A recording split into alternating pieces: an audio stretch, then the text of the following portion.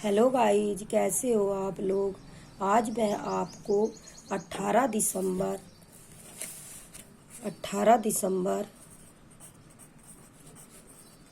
2023 के very very important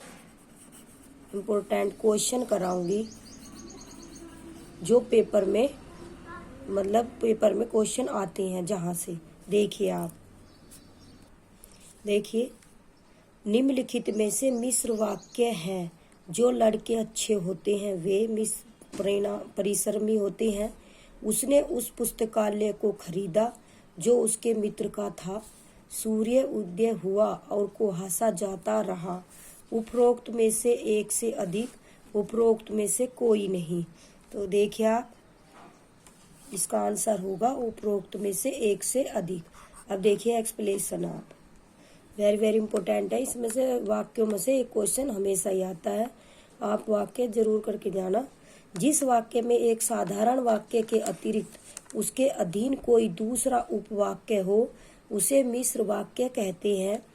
Ram उस मकान में रहता है जहाँ पहले कभी श्याम रहता था।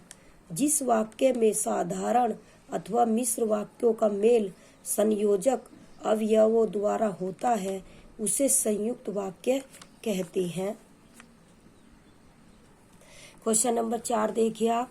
बीती विभावरी जागरी, अंबर पनघट में डूबो रही, तारा घट उषा नागरी। उपरोक्त पंक्तियों में कौन सा अलंकार है। और एक ट्रिक बता दूं आप में, जिसमें योजक चिन्ह आता है ना, हमेशा याद रखना उसमें रूपक अलंकार होता है, तो इसका आंसर होगा रूपक अलंकार। अब आप है ना एक्सप्लेनेशन देखिए बीती विभावरी जागरी, अंबर पनघट में डूबो रही, तारा घट उषा नागरी।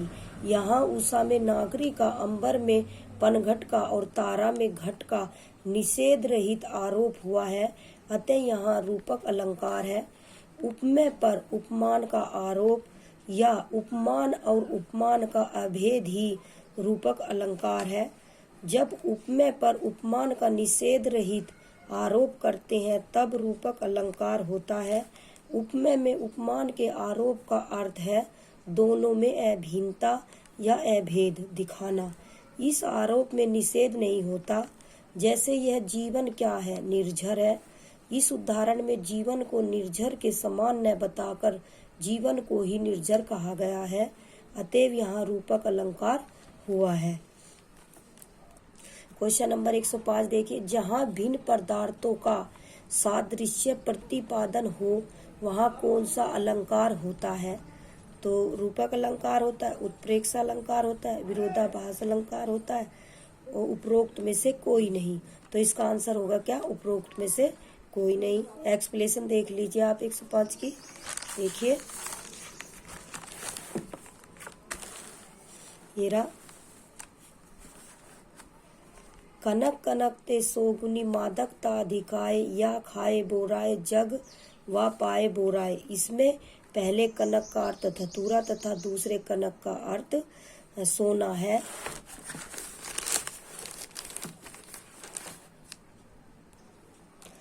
अर्थात सोना और धतूरा दोनों की अधिकता मनुष्य के लिए हानिकारक है। यहाँ पर जहाँ भिन्न पदार्थों का सादृश्य प्रतिपादन हो वहाँ कौन सा, वहाँ उपमा अलंकार होता है, जबकि रूपक उत्प्रेक्षा विरोधाभास नहीं। तो इसलिए इसका आंसर होगा उपरोक्त में से कोई नहीं। क्वेश्चन नंबर 106 देखिए आप। अमर्ष कौन सा भाव है। अमर्ष स्थायी भाव है, अमर्ष अनुभाव है, अमर्ष संचारी भाव है, उपरोक्त में से एक से अधिक। इसका आंसर होगा संचारी भाव है। अब देखिए आप एक्सप्लेनेशन देख लीजिए आप 106। देखिए आप, अमर संचारी भाव है। आचार्य भरत मुनि ने संचारी भाव कितने माने हैं, तो 33 माने हैं। ठीक है। अब की बार जो पेपर में 18 दिसंबर 2023 को यह आया कि अमर्ष संचारी भाव है। अमर्ष क्या है, एक संचारी भाव है।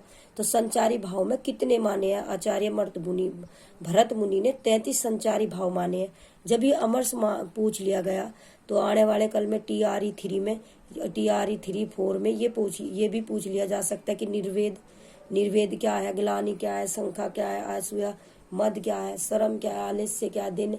तो जब ये पूछ सकते हैं तो इनमें से 33 में से कोई भी पूछ सकता है, इसलिए आप इन्हें याद कर लीजिए अच्छे से। देखो संचारी भाव कौन कौन से हैं, 33 है, और किसने माने हैं, भरत मुनि ने। तो इसमें एक तो होगा निर्वेद, ग्लानि, शंका, असूया, मद। आपको याद कैसे होंगे ये, आपको बार बार रिवाइज करना है, देखते रहना है। ये नहीं है कि एक महीने पहले पढ़ा था फिर दूसरे महीने में देखा, नहीं। दो जैसे 3-4 बार आपने एक बार पढ़ लिया तो 5-6 दिन बाद फिर पढ़ लिया, ऐसे मतलब रिवाइज करते रहना है। तो देखिए आप याद, निर्वेद, ग्लानि, शंका, असूया, मद, शरम, आलस्य, दैन्य, चिंता, मोह, स्मृति, घृति, बिरडा, चपलता, हर्ष, आवेग, जड़ता, गर्व, विषाद, औत्सुक्य, निद्रा, अपस्मार, स्वप्न, विबोध, अमर्ष, अभिहिता, उग्रता, मति, व्याधि, उन्माद, मरण, तरसा, वितरक, अन्य विकल्प इसके अनुचित उत्तर हैं। ठीक है, तो अब क्वेश्चन नंबर देखिए, क्वेश्चन नंबर 107 देखिए आप, चौपाई कौन सा छंद है। तो चौपाई आपका देखो छंद कितने प्रकार के होते हैं, 3 प्रकार के होते हैं। एक तो आपका होता है वर्णिक छंद, एक होता है आपका मात्रिक छंद, और एक होता है मुक्तक छंद। तो इसमें जो है ना ये चौपाई छंद है, ये आपका मात्रिक छंद होता है। तो इसका आंसर होगा 2 मात्रिक छंद। तो एक्सप्लेनेशन देख लीजिए आप। देखिए आप, चौपाई एक मात्रिक छंद है, यही पूछा गया कि चौपाई कौन सा छंद है, तो मात्रिक छंद है। इस छंद में 4 चरण यानी 4 पाद होते हैं। चौपाई के प्रत्येक चरण में 15 मात्राओं के साथ ही प्रत्येक चरण में समापन एक गुरु एक लघु के संयोग से होता है।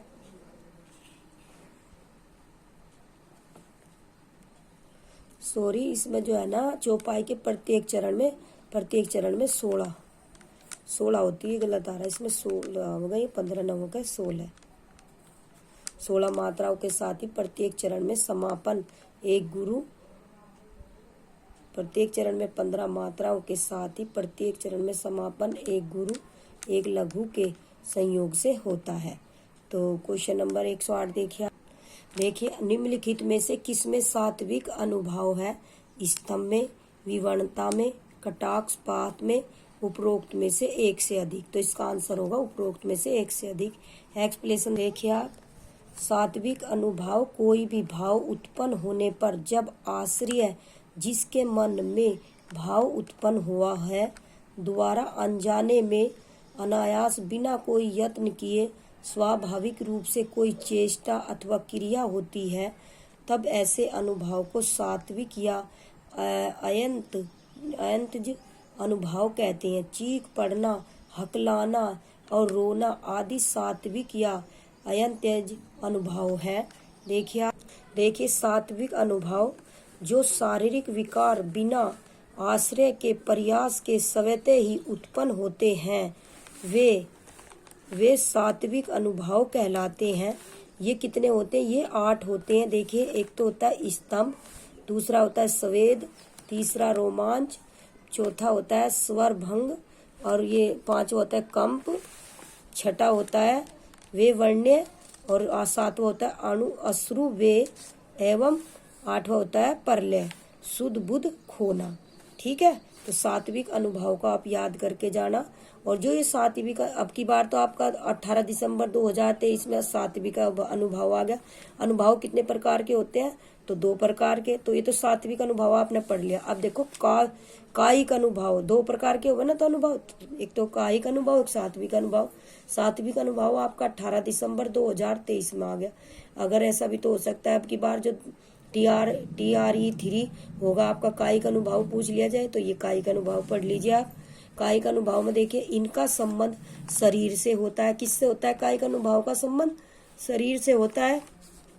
जो चेष्टाएं आश्रय अपनी इच्छा अनुसार जानबूझकर प्रयत्न पूर्वक करता है, उसमें तो वो तो प्रयत्न नहीं कर रहा, उसमें तो वो तो हो जाता है, उसमें जानबूझकर प्रयत्न पूर्वक होता है, उन्हें कायिक अनुभव कहते हैं। जैसे क्रोध में कठोर शब्द कहना, उत्साह, पैर पटकना, कूदना आदि। आपको ये याद रखने हैं। कायिक अनुभाव और सात्विक अनुभाव आपका पेपर में आ चुका है, अब की बार हो सकता है ये आ जाए कायिक अनुभाव। ठीक है, ये 8 में आपके कौन कौन से निम्नलिखित में किस में सात्विक अनुभाव है? एक तो इस स्तंभ है और एक आपका विवरणता है। ये नहीं है तो ये दोनों को कह के तो उपरोक्त में से एक से अधिक, ये हो गया इसका आंसर। क्वेश्चन नंबर देखिए आप 9। क्वेश्चन नंबर 1 देखिए, नौ देखिए आप, निम्नलिखित में से करुण रस का स्थायी भाव है रति, उत्साह, भय, उपरोक्त में से एक से अधिक। तो इसमें से है ना तो रति है, ना उत्साह है, ना भय है, तो इसका आंसर होगा उपरोक्त में से कोई नहीं। देखिए आप कौन सा होगा करुण रस का स्थायी भाव, मैं बताती हूँ आपको। देखिए आप एक्सप्लेनेशन। करुण रस का स्थायी भाव क्या होता है? शोक होता है। शोक होता है जहाँ किसी हानि के कारण शोक का भाव उपस्थित होता है, वहाँ करुण रस उपस्थित होता है। करुण शब्द का प्रयोग सहानुभूति एवं दया मिश्रित दुख के भाव को प्रकट करने के लिए किया जाता है। भरत मुनि के नाट्य शास्त्र में प्रतिपादित 8 नाट्य रसों में श्रृंगार और हास्य के अनंतर तथा रौद्र से पूर्व करुण रस की गणना की गई है। तो आपका ये पता चल गया कि करुण रस का स्थायी भाव शोक है। अब देखिए आप करुण रस की परिभाषा। किसी प्रिय वस्तु या वस्तु के विनाश से या अनिष्ट की प्राप्ति से करुण रस की निष्पत्ति होती है। करुण रस के अवयव देखिए, करुण रस के अवयव कौन कौन से? स्थायी भाव शोक। आगे देखिए आलंबन। देखिए आलंबन को हम विभाव भी कहते हैं, तो इसका देखिए क्या होता है विभाव। विनष्ट वस्तु या व्यक्ति। उद्दीपन, ये विभाव कोष्टक में इष्ट के गुण तथा उनसे संबंधित वस्तुएं। अब अनुभाव देखिए, अनुभाव कौन कौन से हो सकते हैं करुण रस में? रुदन, प्रलाप, मूर्छा, छाती पीटना, निश्वास, उन्माद आदि। अब देखिए संचारी भाव कौन कौन से? स्मृति, मोह, विषाद, जड़ता, गलानी, निर्वेद आदि। ठीक है, अब देखिए इसका एक उदाहरण देख लीजिए आप करुण रस का एग्जाम्पल। जो भूरी भाग्य भरी विदित थी निरूप में सुहागिनी, हे हृदय वल्लभ हूँ वही अब मैं महाहत भागिनी। जो साथिनी होकर तुम्हारी थी अतीब सनाथिनी, है अब उसी मूझ सी जगत में और कौन अनाथिनी। अब देखिए इसका स्पष्टीकरण देख लिए। अभिमन्यु की मृत्यु पर उत्तरा के इस विलाप से उत्तरा आश्रय और अभिमन्यु की मृत्यु आलंबन है। पति के वीर तत्व आदि गुणों का स्मरण उद्दीपन है। अपने विगत सौभाग्य की स्मृति एवं दैन्य संचारी भाव तथा उत्तरा का कर्दन अनुभाव है। इनसे पुष्ट हुआ शोक नामक स्थायी भाव करुण रसा अवस्था को प्राप्त हुआ है। तो समझ में आया आप लोगों की करुण रस किसे कहते हैं? देखिए गुण क्या है?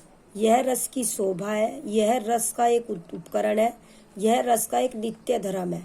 तो इसका आंसर होगा यह रस का एक नित्य धर्म है, तो 3 होगा। अब आप इसकी एक्सप्लेनेशन देखिए। गुण रस के साधक धर्म है, गुण नित्य धर्म है, गुण रस का उत्कृष्ट करते हुए हैं और गुण भाव आत्मक होते हैं। अतः गुण के स्वरूप को स्पष्ट करते हुए कहा जा सकता है कि मूल रूप से गुण रस के साथ संबंध होकर भी शब्दार्थ से दूर नहीं है। जिस रचना से अंतःकरण आनंद से द्रवीभूत हो जाए उसे माधुर्य गुण कहते हैं। तो गुण रस के साधक धर्म है, गुण रस के साधक धर्म गुण नित्य धर्म है। तो ये देखिए आप